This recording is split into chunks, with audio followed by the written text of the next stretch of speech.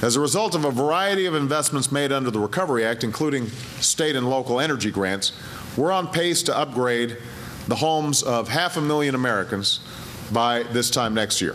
500,000 Americans, boosting the economy, saving money and energy, creating clean energy jobs that can't be outsourced. But this is an area that has huge potential to grow.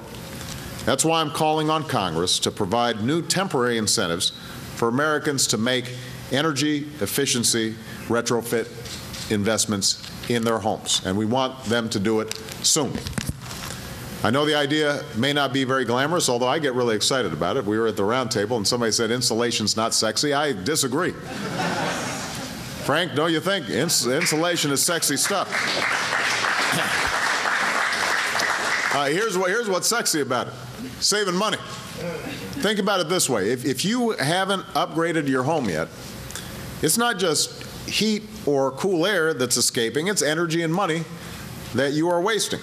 If you saw $20 bills just sort of floating through the window up into the atmosphere, you'd try to figure out how you were going to keep that. But that's exactly what's happening because of the lack of efficiency in our buildings.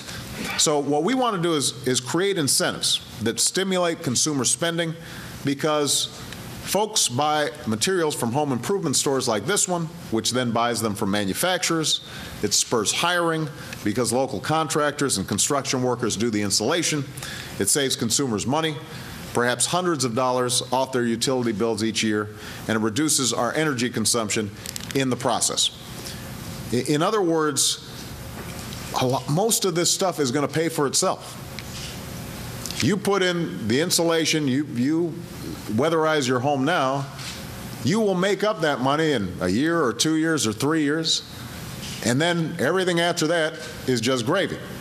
But the challenge for a lot of people is getting that money up front. They know that this is a smart thing to do, but times are tight right now, and it's hard to afford making that capital investment. And that's where the government can come in to provide the incentive to help people make that initial investment so that they can recover that money over the long term. These incentives will build on the work that my administration is doing to eliminate existing barriers to retrofitting millions of homes across the country. My middle-class task force and the Council on Environmental Quality recently released a report titled Recovery Through Retrofit that explains some of these hurdles and how we can overcome them, providing homeowners with straightforward and reliable information on retrofitting their homes, reducing their costs to do it, and ensuring that we've got a well-trained workforce ready to make it happen. So I think this is an extraordinary idea.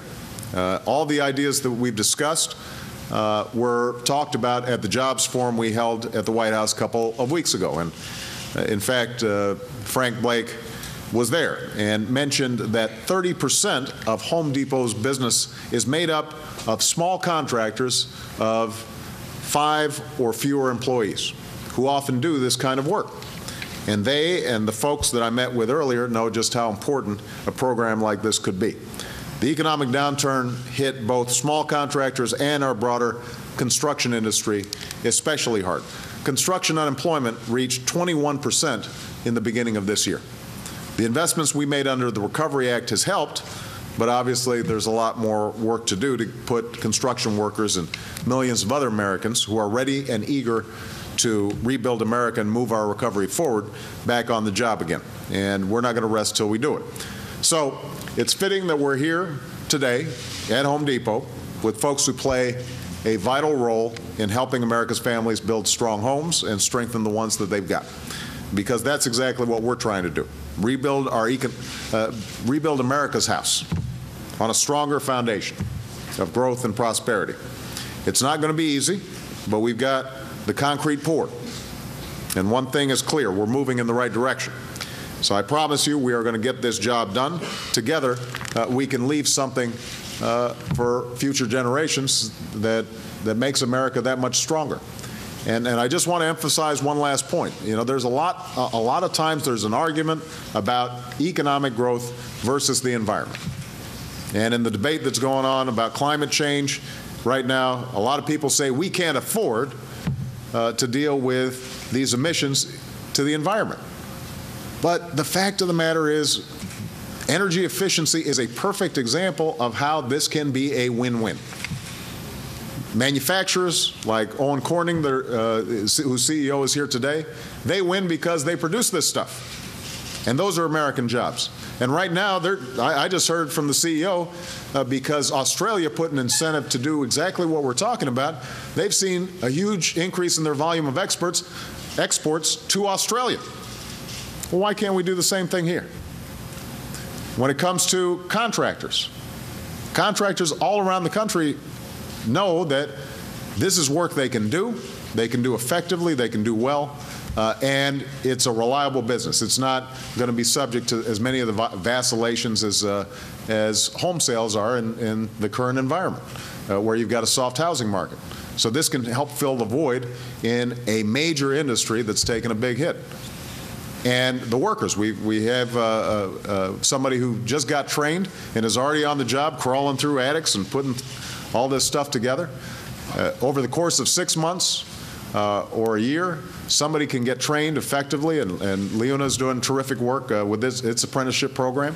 And what this means is that people who are unemployed right now, they can get a marketable skill that they can take anywhere. So this is a smart thing to do. And we've got to get beyond this point where we think that somehow being smart on energy is a job destroyer. It is a job creator. But it's going to require some imagination and some foresight, and it requires us to all work together. That's what this White House is committed to doing. I know that's what all of you are committed to doing. We are going to generate so much business for you, Frank. We are going to generate so much work for you guys from Leona. We're going to create so much business, so many business opportunities for contractors here that over the course of the next several years, people are going to see this, I think, as an extraordinary opportunity, and it's going to help America turn the corner when it comes to energy use. I'm excited about it. I hope you are too. Yeah, I told you, insulation's sexy. Thank you very much, everybody. All right. That is the president obviously concluding his remarks. I'm not sure if the headlines will be insulation is sexy, but he reiterated that point, I think, in some way acknowledging that it is difficult to get people interested when you're talking about green initiatives and retrofitting homes. But here to talk with us about whether or not this will really get some folks back to work is Sean Tully with Fortune magazine.